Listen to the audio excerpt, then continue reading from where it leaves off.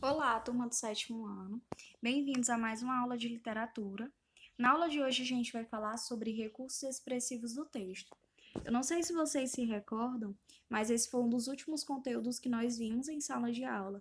Ele dava continuidade a uma sequência de outros conteúdos, como no caso, texto literário e não literário, linguagem conotativa e denotativa. E agora, puxando o leque da linguagem conotativa e denotativa, nós temos os recursos expressivos do texto.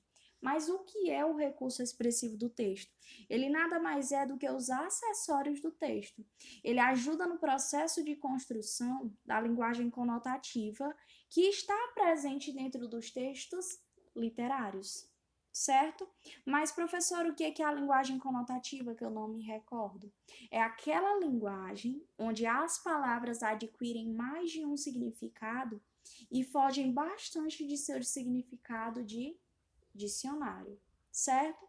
Então, recursos expressivos do texto ajudam a construir a linguagem conotativa dos textos literários e também chamado de acessórios do texto. Primeiro recurso expressivo, recurso da enumeração. O próprio nome ele já fala muito por si. A gente vai subentender que ele vai enumerar, vai construir uma sequência lógica. Olha aqui o conceito. A apresentação sucessiva de elementos que mantém entre si uma relação de sentido como forma de intensificar uma ideia. Olha aqui o exemplo. Era inteligente, corajosa, boa companheira, generosa e tinha espírito de iniciativa. Aqui o autor está atribuindo uma série de características a essa personagem e por meio dessa série de características ele criou uma sequência e automaticamente está utilizando o recurso expressivo da enumeração, está enumerando, está construindo uma sequência de objetos, de coisas, de características que possuem semelhança entre si. Por exemplo, fui à feira, comprei banana, comprei maçã, comprei chuchu, pepino e alface. Aqui eu construí uma sequência e todas essas frutas possuem relação entre si, certo? Agora temos o recurso da personificação, ou melhor dizendo, a atribuição de características humanas a seres inanimados ou não humanos. Esse recurso nós iremos encontrar frequentemente dentro das fábulas. As fábulas, nós sabemos que aquelas histórias narrativas que possuem como personagem principal um animal. Animal esse que fala, que executa atitudes humanas. A gente sabe que na realidade isso não acontece, mas dentro dos textos sim. E todas as vezes que acontecer de seres inanimados, animais, objetos chegarem a falar, a ter características humanas, isso eu vou classificar como uma personificação. Por exemplo, tô lá, peguei um texto no final do Antártida e vi a seguinte frase: e a nuvem chorou. A nuvem não chora, a gente sabe que isso é impossível, mas dentro do texto, se ela chorou, é um recurso expressivo chamado personificação. Olha aqui o exemplo. O sapo e a raposa resolveram e acordaram fazer uma sementeira a meias. Não tem como um sapo e uma raposa do nada no final da tarde chegarem e dizer: ei, bro, bora fazer isso. Ei, bro, bora passear, bora dar uma volta pelo bosque. Não tem. Eles estão fazendo coisas que somente humanos poderiam fazer, mas é uma personificação. Agora, eu tenho o recurso da comparação, ou também o recurso mais fácil de identificar, porque automaticamente a minha mente consegue identificar uma comparação, tentar comparar um objeto a outro, tentar comparar uma situação a outra. E muitas das vezes vai estar marcado pela conjunção como, que ela produz essa comparação. O conceito diz assim: estabelecimento de uma relação de semelhança por meio da conjunção como ou de outras palavras e expressões equivalentes. A semelhança de, tal, parecer, assemelhar-se, lembrar. Então, é muito fácil identificar uma comparação, um objeto sendo comparado a outro, uma situação sendo comparada a outra.